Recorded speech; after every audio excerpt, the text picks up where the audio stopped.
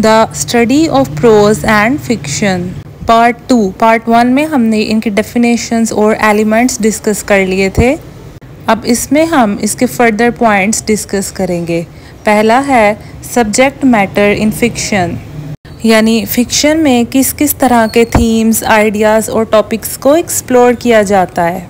इनमें आ जाते हैं सोशल इश्यूज जैसे कि रेसिज्म, जस्टिस, इनइक्वालिटी। नेक्स्ट है human relationships, love, friendship and family. Third है साइकोलॉजिकल थीम्स जैसे कि आइडेंटिटी, ट्रॉमा या मेंटल हेल्थ। फोर्थ है फिलोसफिकल आइडियाज़ जैसे कि मोरालिटी, एग्जिस्टेंस, फ्री विल। और फिफ्थ है कल्चरल कमेंट्री जैसे कि societal norms, traditions and values. इस तरह के टॉपिक्स फिक्शन में एक्सप्लोर किए जाते हैं, लेकिन इमेजिनेटिव कैरेक्टर्स के थ्रू। जैसे आपको लास्ट वीडियो में बताया था कि फिक्शन का रियल लाइफ में कोई ताल्लुक नहीं होता है, ये सारी चीज़ें एड्रेस की जाती हैं इमेजिनेटिव कैरेक्टर्स के थ्रू, और फिक्शन एक राइटर अपनी इमेजिनेटिव पावर से लिखता है। नेक्स्ट पॉइंट है the gift of story telling and this is a skill. हर कोई एक अच्छे वे में अपनी स्टोरी प्रेजेंट नहीं कर सकता, बट एक अच्छा स्टोरी टेलर या एक अच्छा ऑथर अपनी ऑडियंस को through out the story connect रखता है, अपने काम के थ्रू उन्हें एजुकेट करता है और एंटरटेन करता है, और इन सब चीज़ों के साथ साथ अपनी ऑडियंस को मोटिवेट और इंस्पायर करता है।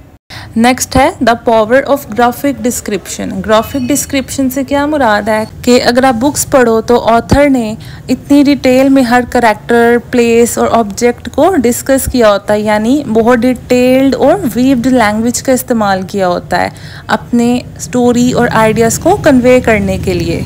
इसका क्या फ़ायदा होता है कि एक तो स्टोरी टेलिंग इन्हेंस होती है, उसके अलावा एक स्टोरी का मूड और टोन सेट हो जाती है किसी भी स्टोरी की या एक सीन की कह सकते हैं।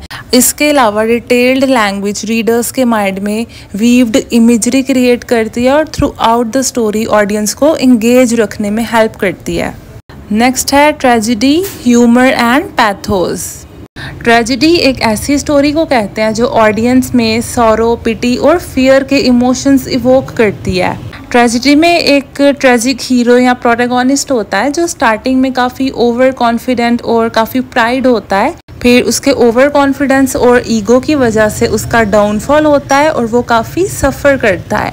एट द एंड वो अपनी गलती को रियलाइज करता है, बट तब तक काफ़ी देर हो चुकी होती है। The tragical history of Doctor Faustus by Christopher Marlowe and the Oedipus Rex by Sophocles is a good example of a tragedy.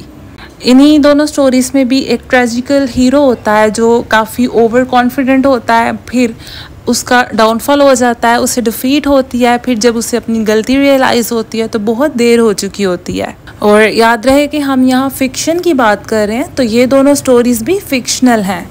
Next है ह्यूमर।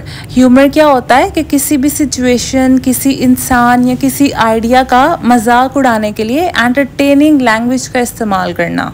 इसका मकसद होता है ऑडियंस को एंटरटेन करना और मूड को लाइट करना, और एक बड़े लाइट से वे में किसी सिचुएशन का मजाक भी उड़ा दिया जाए और उस पर तंज भी कर लिया जाए। यानी अक्सर ऐसे होता है ना कि कोई बात हम डायरेक्टली किसी के मुंह पे नहीं कह सकते हैं, बट उसे एक मजाक के तौर पे हम कह देते हैं कि नहीं नहीं मैं तो सिर्फ मजाक से कहा है। So that is called humour, कि अगले को बुरा भी नहीं लगे और आप अपनी बात भी कन्वे कर दें। इसके टाइप्स में फिर सटायर भी आ जाता है। सटायर का मतलब होता है तंज, और इरोनी। इरोनी का मतलब होता है कि आप जो कहना चाह रहे हैं आप उसके उल्ट कहते हैं, बट अगले को पता होता है कि आप एक्चुअली क्या कहना चाह रहे हैं।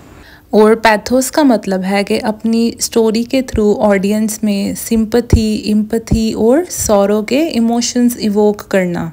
यानी ये खुशी के इमोशनल मोमेंट्स भी हो सकते हैं, उदासी के भी, यानी ओवरऑल ऑडियंस को कनेक्ट रखने के लिए और उनके अंदर इमोशंस और फीलिंग्स इवोक करने के लिए।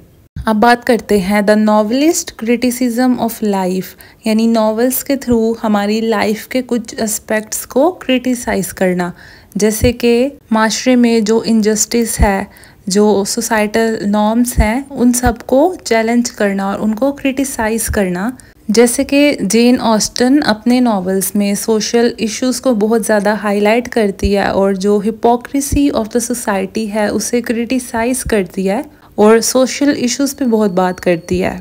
इसके अलावा नॉवेल्स के थ्रू ऑथर्स अपनी ऑडियंस को अवेयरनेस देते हैं काफ़ी सारी चीज़ों को लेके, जैसे कि सोसाइटल प्रॉब्लम्स होती हैं या जितने भी इम्पोर्टेंट इश्यूज़ हैं उनके मुतालिक नॉवेल्स लिखते हैं और सोसाइटी को इन्फ्लुएंस करते हैं।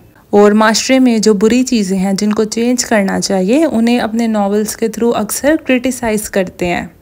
अगला पॉइंट है मोरालिटी इन फिक्शन, यानी फिक्शन अपने नॉवेल्स या ड्रामास या स्टोरीज़ के थ्रू लोगों को एथिकल और मॉरल लेसन्स देते हैं, यानी क्या चीज़ एथिकली और मॉरली राइट है और क्या चीज़ रॉन्ग है। यानी राइटर्स अपनी राइटिंग के थ्रू अपनी ऑडियंस को एड्रेस करते हैं। यानी अक्सर आप ड्रामास में देखते हैं ऑथर्स कोई ना कोई मॉरल लेसन देते हैं पूरी स्टोरी के थ्रू और किसी करैक्टर के थ्रू। यानी जो अच्छा करैक्टर होता है एट द एंड उसी के साथ अच्छा होता है और जो बुरे करैक्टर्स होते हैं वो फिर अपने अंजाम को पहुंचते हैं। इसी तरह से अपने करैक्टर्स के थ्रू राइटर्स अपनी ऑडियंस को अखलाकी सबक देते हैं।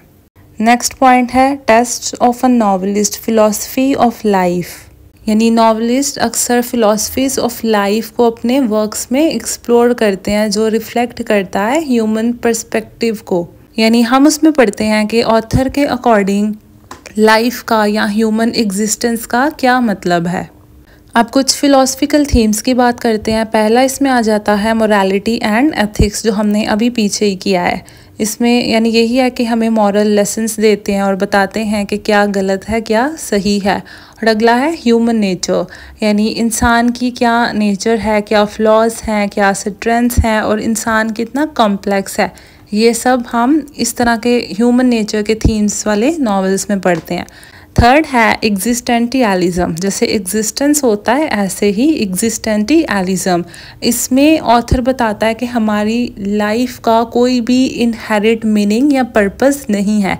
यानी जिन ऑथर्स के थीम्स में एग्जिस्टेंटियलिज्म का थीम पाया जाता है उन ऑथर्स के अकॉर्डिंग लाइफ बिल्कुल मीनिंगलेस है और हमारी लाइफ का कोई हायर पर्पस नहीं है, और वो लाइफ की अब्सर्डिटी और इरेशनैलिटी को हाईलाइट करते हैं। So that's it for today's lecture. I hope आपको इस लेक्चर की समझ आई होगी। इसके पार्ट 1 का लिंक मैं आपको डिस्क्रिप्शन में दे दूँगी। Thank you so much for watching.